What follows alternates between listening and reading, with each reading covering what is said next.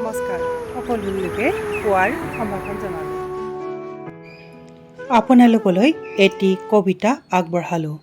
কবিতাৰ শিৰোনাম ৰ'দ আৰু সেউজীয়াৰ জোৰণি।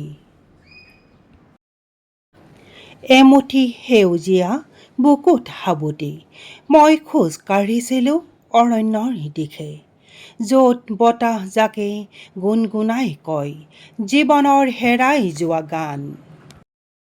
হঠাৎ ডাৱৰৰ ফাকেৰে নামি আহিল এচেৰেঙা সোণালী ৰ'দ। মোৰ বিষণ্ণতাৰ কোঠালিটোত যেন এচমকা উমালি পোহৰ।